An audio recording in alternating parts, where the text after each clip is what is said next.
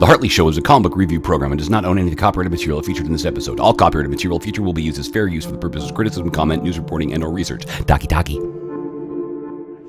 Oh, Superman. Today on the Hartley Show, I'm going to talk about DC Comics, because I loves me some DC Comics. Hey ya!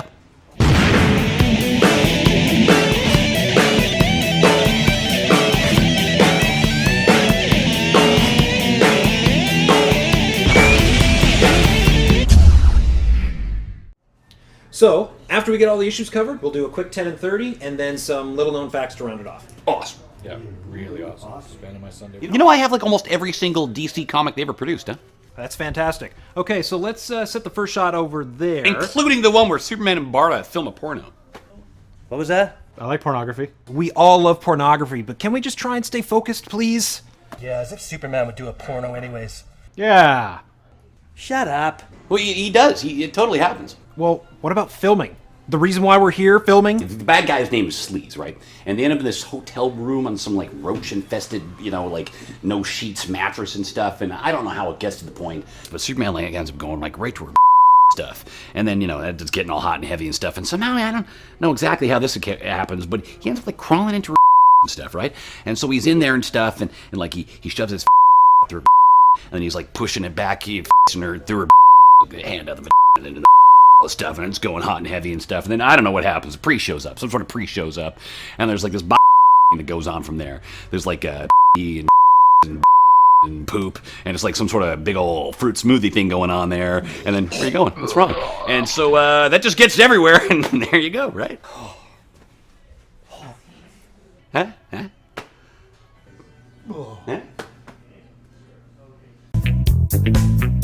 It's been a huge year for DC Entertainment and DC Comics.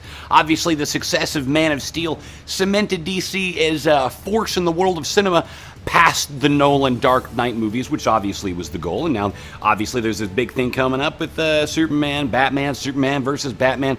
The controversy over Batfleck. And now there's this Gal Gadot controversy. Is she good enough to play Wonder Woman? I don't know, but I guess we'll find out.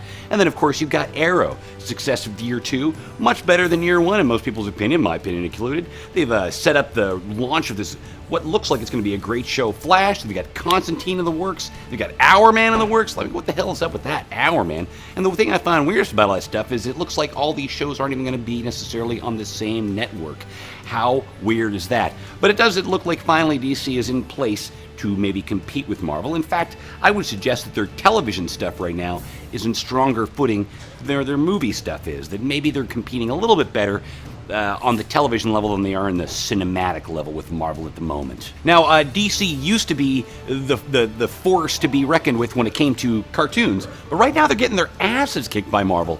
They've got nothing on television at the moment. They had this cartoon that I was quite enjoying, a CGI called Beware the Batman, that had a sort of cool super spy-esque element and a cool little theme song, Beware the Bat, that I thought was great, but for whatever reason, much like last year when Cartoon Network canceled Young Justice and Green Lantern the Animated Series, for whatever reason they've taken it off the air. Meanwhile, Marvel's pumping out all these cartoons, and they're all crap. They're absolute garbage. Hulk, Agents of Smash, just somebody kill it. And what they turned Avengers into, and Spider-Man, it's all just this dumbed down kiddie crap.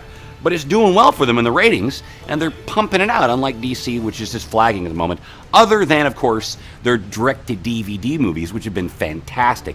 Now, they recently relaunched their entire direct-to-DVD movie franchise with Flashpoint. Of course, the storyline that changed the entire DC universe and turned it into the New 52. So what they just did was they just took the Flashpoint storyline, the 6-issue limited series, and they almost completely, perfectly, directly translated it into a cartoon. It was absolutely fantastic, and in that regard, DC is kicking ass over Marvel, but they don't have anything on TV. So DC had a really successful year in the world of comics, and one of their big successes was the Villains Month. All their books for the month of whatever the hell that month was were converted from the regular superhero titles into villain-specific books. It sold out like crazy, and they did this really neat thing that I don't have a copy of right now to show you, but they did these really interesting lenticular holographic covers where if you move it around, unlike this thing, the image shifts and all that stuff. It was a massive, massive success. A lot of books didn't get or a lot of comic stores didn't get the amount of books they ordered, and there were weird issues going going on too with the books themselves. In some cases, they melted a little bit because of the plastic S covers, but overall, it was a massive, massive success, and it kicked ass for DC that month. They put themselves back in the #1 position sales-wise, and it led to this really interesting crossover called Forever Evil. Now, this all launched from a thing called Trinity of Sin, and at the culmination of Trinity of Sin, it was revealed that there is an alternate Earth, the Earth we're quite familiar with, where everything that we're used to, being good, is evil, much like the Star Trek sort of thing, and the crime syndicate, this alternate reality evil version of the Justice League, have come over, and at the end of the whole thing, they've essentially sort of quote-unquote killed the Justice League, which leads to this really fun series, Forever Evil. The heroes are getting their asses kicked, the crime syndicate's taken over the world, and the villains of the DC Universe have stepped up to deal with these jackasses in the crime syndicate. And they've been doing a great job of, in the Justice League comics, giving us the origins of the crime syndicate, Ultraman and Owlman and Superwoman, some really cool stuff. And it's been really great to see a comic series focused on the villains, the sort of the somewhat reluctant heroes, almost sort of anti-hero position. There's a great fight between Black Adam and Ultraman. I won't tell you what happens, but it's been a lot of fun, and so far the heroes are still absent. Now, the interesting thing about the DC books at the moment is most of them haven't caught up with the after effects or the effects of Forever Evil. It'll be very interesting to see where all that goes. The main thing that's happened so far in this, other than the Justice League being quote-unquote dead, even though we know they're not actually dead, missing, has been that, it's big spoiler alert if you haven't read the first issue,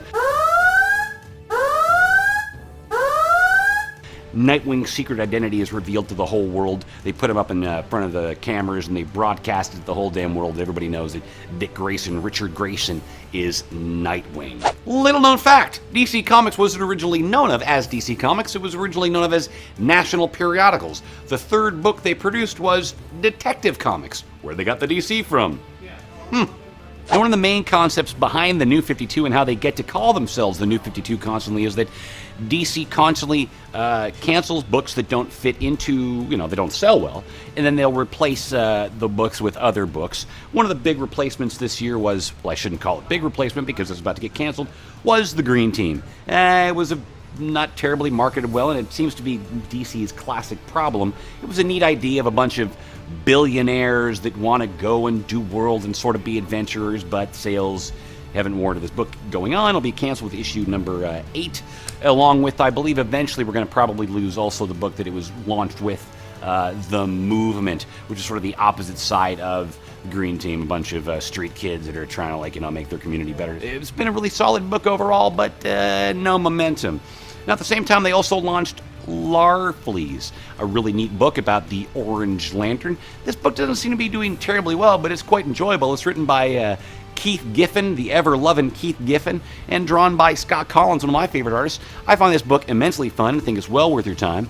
Pick the dang thing up, and it's also one of those books that's only $2.99. Now, one of the things I will address right now is that DC, they have much better paper stock than Marvel books. Their regular books have a nicer paper stock on the outside than their interior stock. Marvel doesn't do that. They have the same paper stock on the covers as they have on the interior. And DC's books that are $3.99, whereas you don't get a digital copy, they actually use card stock on the cover now, which is quite nice. And look, even Troy. I think it's giving Troy an erection, I think. An erection? Erection? Yeah. It reminds me of the old days of Baxter issues. Baxter issues. There's an old school talk. Okay, so one of the cool things that's going on right now, too, as I was saying, in the world of Forever Evil, is you've got all these crossover things going on, and this one was really enjoyable. You got the Justice League Dark, and it brought back this old-school version of Aquaman with a hook hand. Remember the hook hand Aquaman? Bearded hook hand Aquaman? I mean, he's an alternate reality evil version. I think they call him Sea King, but it's cool to see that going on, that look. It's a nice little tip of the hat to the old handless Aquaman. One of the books they've launched this year that seems a little sort of like it missed the ball a little bit, although it's stepped back on a plate, is Superman Unchained. It's written by Scott Snyder, the fantastic writer of course, the Batman comic right now, and American Vampire, as well as Swamp Thing.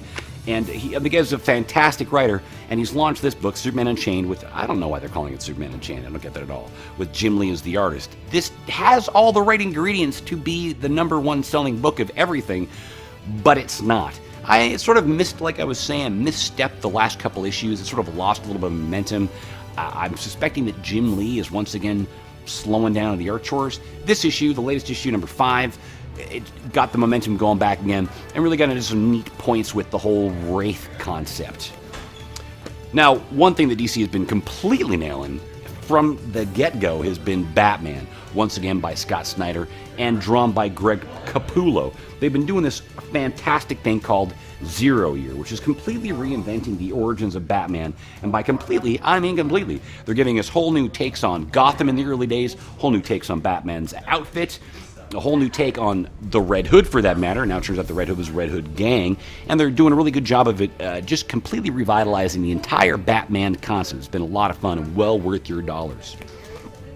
Another surprising book this year has been DC putting out Damian, son of Batman. Of course, the guy who was the cloned son of Batman and Talia al Ghul. This has been surprisingly good, especially considering that Andy Kubert, the writer-artist, he's not known as a writer, but he's been nailing this. It is Andy, not Alex, right? Andy? Yeah, Andy Kubert. It's been surprisingly good.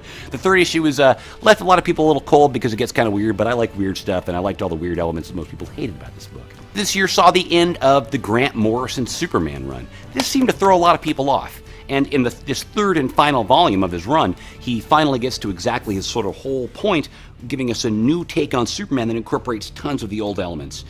By the time he reaches this third volume, he's reintroduced the concept of Krypto, he's reintroduced the concept of the Superman Revenge Squad, he's reintroduced the concept of Superman being completely tied into the Legion of Superheroes, even though the book is canceled now, and he sets up Superman in the third volume as a more familiar version of Superman than we were initially seeing in the early days of the New 52 that threw a lot of people off as far as the concept of Superman is concerned. I love this series and highly recommend it, even though if you're not a Grant Morrison fan, it could be a little weird for you, but I think this is fantastic, and all three volumes together as one read is phenomenal. And then you've got something I absolutely have to mention. I consider this the unsung hero of the DC Universe at the moment, Jonah Hex. It's one of the only books that's managed to continue on from before New DC New 52 continuity into All-Star Western, and this book has been fantastic.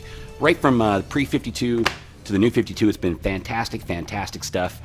These volumes, they have the full issues, obviously, compiled into these collected editions, which means the front half of the book is all about the Jonah Hex stuff, and the second half of the book are all about the backup tales. It introduces you to some of these cool Western characters in the peripheral of the DC Western past universe. Now, one of the really cool things that's going on there's volume 2 that incorporated the old Night of Owl storyline from the Batman books, is that currently Jonah Hex is in the modern day, which is very reminiscent of the 80s Hex series, where he's sent into the far future, sort of a post-apocalyptic thing going on there. This is just Jonah Hex in the modern day DCU, and holy crap, is this stuff cool. For whatever reason, All-Star Western doesn't seem to be getting a lot of praise, so this is my moment to praise it. Buy this book. It is absolutely fantastic and a lot of fun, especially this modern day stuff. Seeing Jonah Hex hanging out with Batman, and in this issue, he goes to Metropolis so you can see where things are going there. It's been absolutely great. And it's been an absolutely steady, consistent creative team. You've had Palmiotti and Gray and the artist Moriat, who's been nailing it right from day one. Unsung hero of the DC Universe, and, I mean, it's been a Western. DC has been producing now a Western for, I don't know, like 6 years or something. Give these guys a tip of the hat, even though I'm not wearing one. And that's why the lower half of his body looks like a hairy goat. And cut. Great job. Okay, so let's move on to the next review, shall we? I think you wanted to talk about... When Superman films a porno. Oh, yeah. I like pornography. Look, there is no way we can do an episode about that. It's completely inappropriate. Look, adult situations and sexuality are an important part of comics nowadays. That's what she said. Really?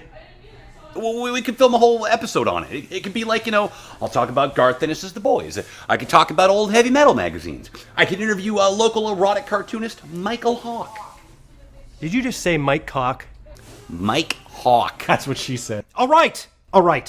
Look, let's just take 5, shall we? I'm gonna go put this junk back in its box. That's what she said. Nice. Really? Really? Come on! Superman, Mr. Miracle. Need a break. Superman has the sexuality of a side of beef. Is that a good thing or a bad thing? Carlo! We're ready! I don't know. Where do you get these crazy stories? He drinks heavily. Okie dokie, gentlemen. Little known fact, we stink at keeping focus. So, before we... Wait! Hartley senses tingling.